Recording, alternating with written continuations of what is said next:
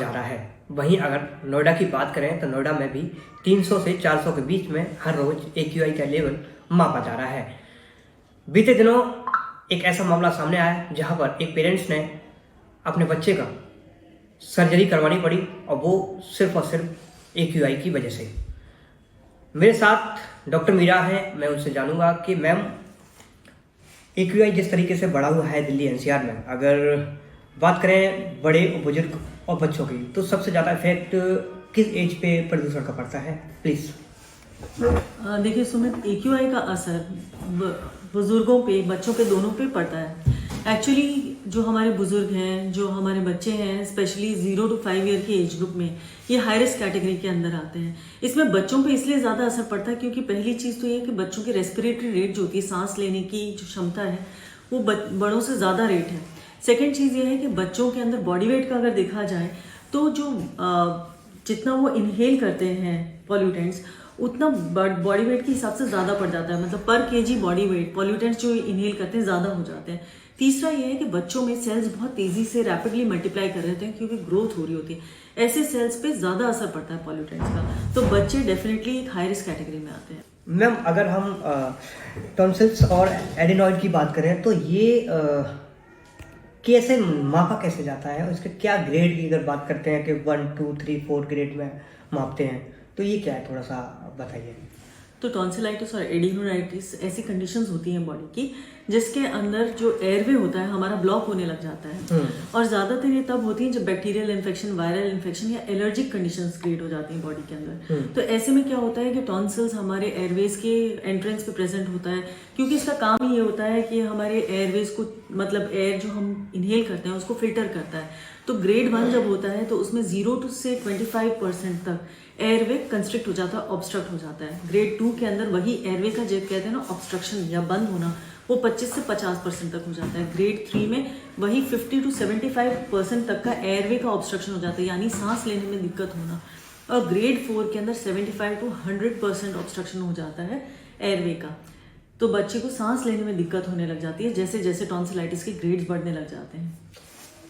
Delhi NCR में अगर नोएडा की बात करें तो बीते दिनों एक मामला सामने आया है जिसमें एक पेरेंट्स ने अपने बच्चे की सर्जरी करवानी पड़ी, और वो सर्जरी इसलिए करवानी पड़ी क्योंकि उनका जो है टॉन्सिल्स और एडिनॉइड जो है बढ़ गए थे और वो सांस नहीं ले पा रहा था मुंह से।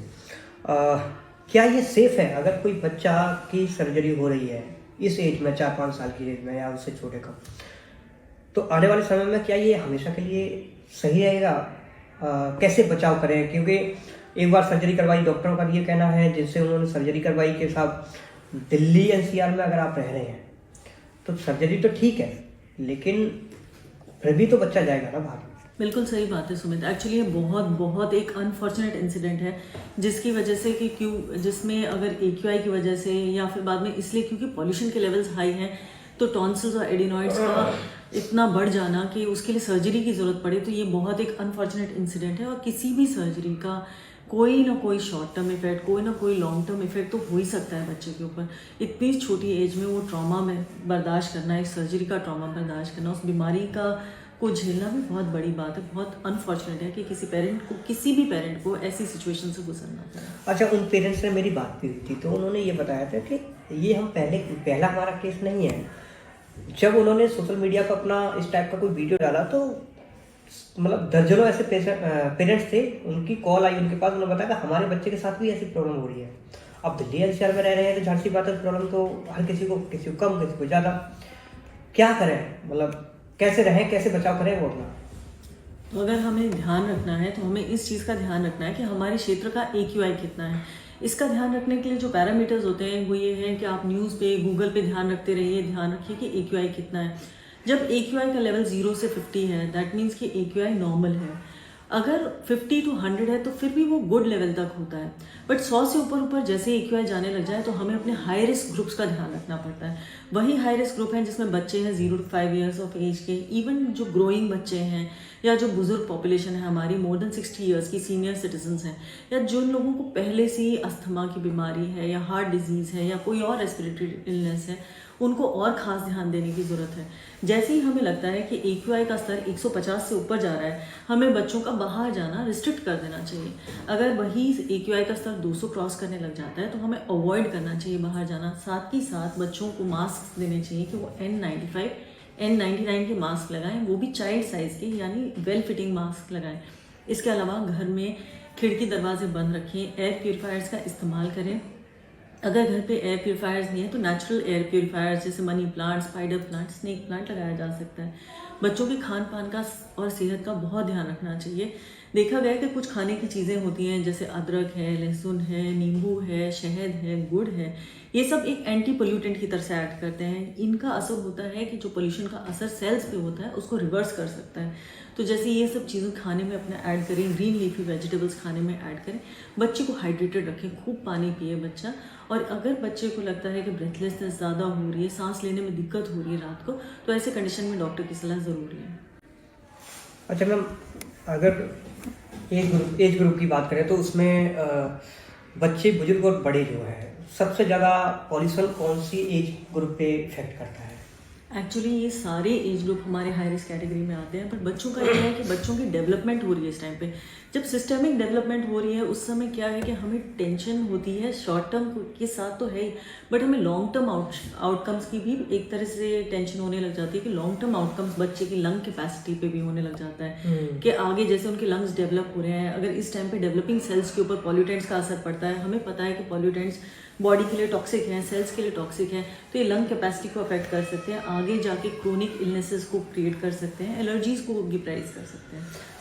जैसा फिर मैं उसी टॉपिक पर आऊँगा। पेरेंट्स ने डॉक्टर से बात की कि ये परमानेंट इलाज क्या है। चलो ठीक है, आज तो सर्जरी करवा दी उन्होंने, लेकिन ये क्या लंबे समय के लिए सेफ हो गए? तो डॉक्टरों का ये कहना था कि अगर आप परमानेंट इसका सॉल्यूशन चाहते हैं तो दिल्ली NCR को छोड़ जाए, मतलब हाई पॉल्यूटेड वाला जो एरिया है वहाँ आप दूर चले जाएं। और अच्छा, उन्होंने उनसे, पेरेंट्स से हमारी बात की तो उन्होंने ये भी बताया कि हमने कई बार ये भी नोटिस किया कि अब हम दिल्ली NCR से दूर चले गए तो हमारा बच्चा अच्छे से सांस भी ले पा रहा था, ठीक था।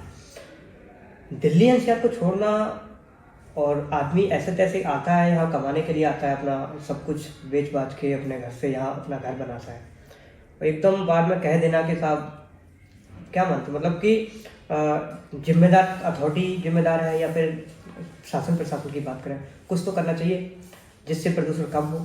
आपकी इसमें क्या राय है? देखिए, सरकार तो अप्लाई करती है अपने नियम और अपने रूल्स अप्लाई करती है। अगर देखोगे तो जैसे जैसे AQI बढ़ने लगता है तो ग्रैप के लेवल्स बढ़ने लग जाते हैं, ग्रैप 4 अप्लाई होने लग जाता है, तो सरकार तो अपनी तरफ से कर ही रही है कोशिश। पर हाथ के हाथ हमारे हाथ में जो है as a person, as an individual, वो ये है कि हम अपने बच्चों का ध्यान रखें और अपनी सेहत का ध्यान रखें। तो ये थी मेरे साथ डॉक्टर मीरा, जिन्होंने बताया कि किस तरीके से सबसे ज़्यादा कौन सी एज ग्रुप है जिस पे पॉल्यूशन जो है इफ़ेक्ट करता है, और इसके घरेलू उपाय क्या हैं, आप किस तरीके से अपने आप को सेफ रख सकते हैं ताकि आप इस पॉल्यूटेड वाली जो एरिया में रह रहे हैं, दिल्ली NCR की बात करें जहाँ पॉल्यूशन बहुत ज़्यादा खतरनाक श्रेणी में है, उससे आप अपना कैसे बचाव कर सकते हैं। सुमित राजपूत, लोकल 18, नोएडा।